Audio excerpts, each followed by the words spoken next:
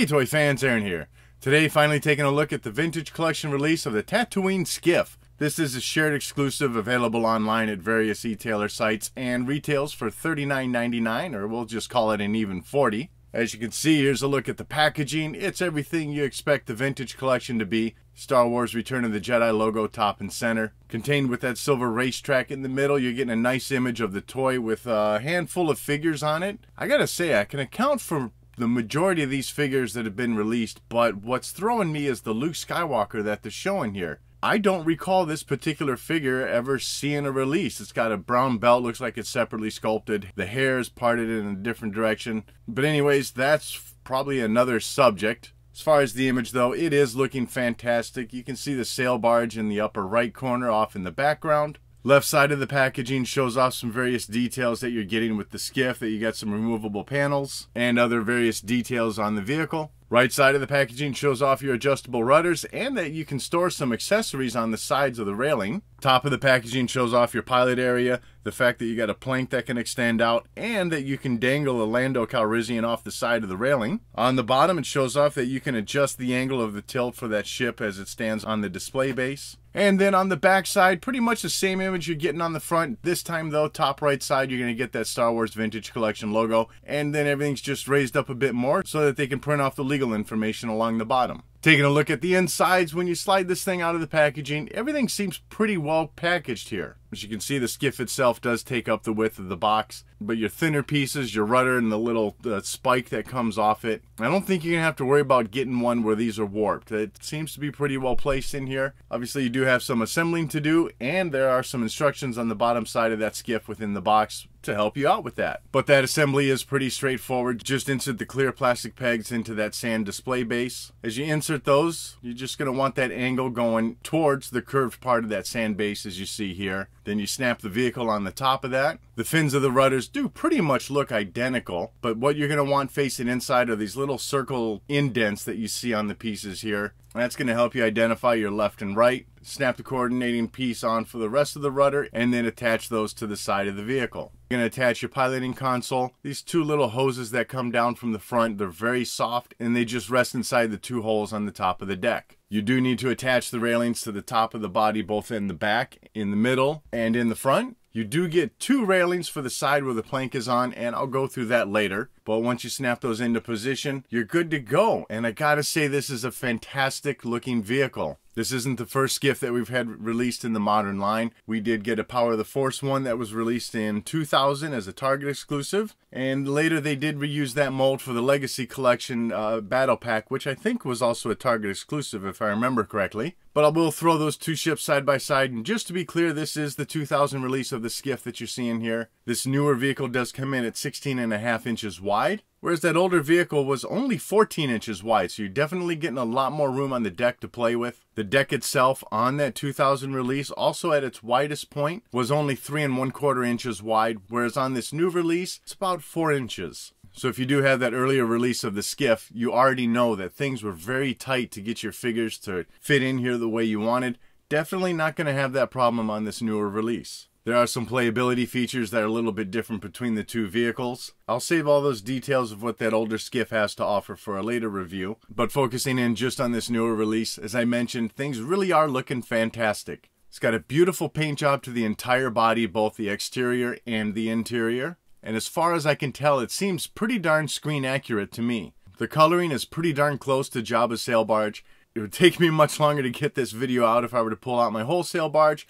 So here what I did is I did pull out the panel that covers the kitchen and the weapons armory. So that might even help give you an idea of the scale with this vehicle to the sail barge. So as you can see though, the brown, a little bit off, but I don't think they were exactly identical in the movie. But for the most part, things really, like I said, they do match up well between the two vehicles. Not only in body color, but also just the way they painted. They gave you a lot of white airbrushing through the body, some coppers mixed with dark browns, highlighting some of the other features to the body. As you can see, and you know what, I don't know my ship terminology of aft and forward and starboard and whatever, so I'm just going to say this back right side, just as in the movie, has a big gouge on the side of the panel. Nice silver painting to help highlight some of that. And then same on the front right side, little gouge sculpted in there. As it rotates around to the other side, That nice paint job continues, nice white airbrushing, various coppers and dark brown colors being used. Detailing to the railing, not really anything special to say here. I mean, it's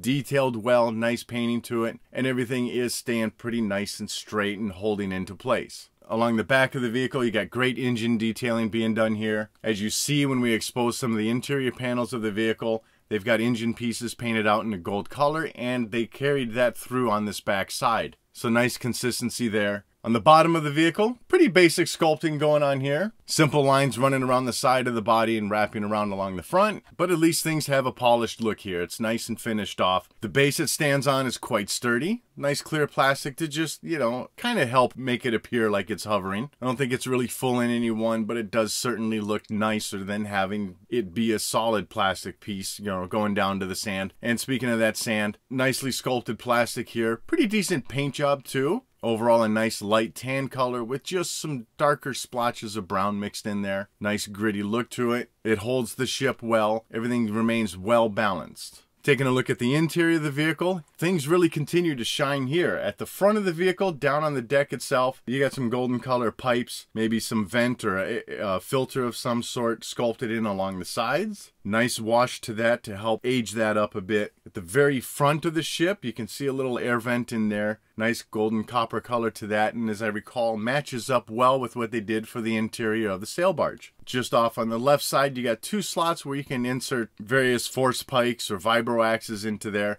Slides into the bottom of the deck, and the little clip there at the base of the railing holds the weapon pretty well in place. Back into the vehicle, you got still some great detailing here. A total of 4 more slots, 2 on each side to hold some more accessories. A couple more vents or maybe some sort of filtration or cooling system sculpted into the bottom of the floor. And then behind that, 2 sets of grates with a very nice copper paint job to those. Steering console at the center of the vehicle just looks fantastic. A lot of great detailing, nice dirt wash overall to this. And as you look at the top of the steering console, you got a lot going on here. A lot of knobs, a lot of buttons, some hoses and stuff running around. And those handles are individually articulated, so you can spin each of those around as you want. And we're not done yet with the interior. First off, the center part of this deck does come off. Nothing overly special, just gray sculpted piece of plastic in here. You'll see as I show off some other pieces of the floor that are removable, it does seem like they skimped out on doing some detailing in here. For as much as they did for the exterior that shows on the top of the deck and what you're going to see on the inside of some other panels, I wish they would have gone the extra step and just painted the same inside here instead of leaving it gray plastic. And then for some other panels that are removable, at the front of the vehicle, you got a small hatch that does pop off, revealing in here some more golden pipes, some more filters or cooling systems of some sorts. So, you know, like I just mentioned, nice black color, nice gold colors being used to separate out those pipes. Fortunately, we just didn't get that in the middle. And then towards the back of the deck, you have a larger panel that does remove. That reveals more of a steel structure of the floorboard underneath.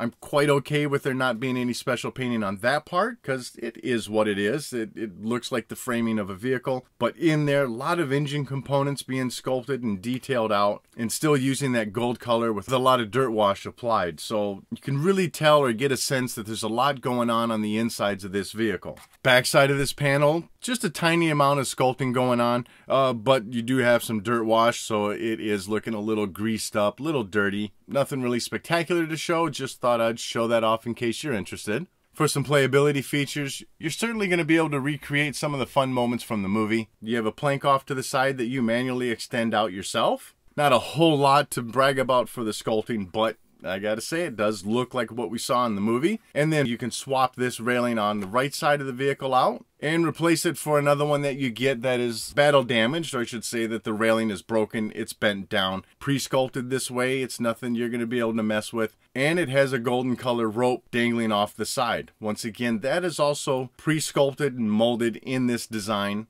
Design of this piece looks great. I think it's cool that they added it. And as you want to do, no problem hanging Lando off the edge of this and have him hanging on for dear life. So it's a nice little toss-in piece that I'm glad they included. The rudders on the back end, you can swivel those all the way around, and the fins go side to side at a pretty good range. And then for your adjustments while it's on that display stand, you're able to tilt the vehicle side to side and you get like 3 clicks as a range of motion each way. So if you want to display it doing a soft bank or maybe a harsher bank from one side or the other, you definitely have that option. And that wraps up this look at the Tatooine Skiff. As I mentioned, overall, I think they did a fantastic job with the vehicle. This is a great companion piece to the barge, or even if you don't have the barge, maybe this is a nice consolation prize for you. I'm thrilled to get one that's got a little more floor space on the deck so I can toss more figures on there. That was definitely a problem with that earlier release that we had of the Skiff back in 2000. And I gotta say, at least for me, for 40 bucks, I feel like you can't go wrong on getting this one. I do think it's definitely one that's worth adding to your collection. You just heard me ramble on about my thoughts on this Skiff, but I'd definitely love to know what you think about this vehicle in the comments section below. And as always, I thank you for watching.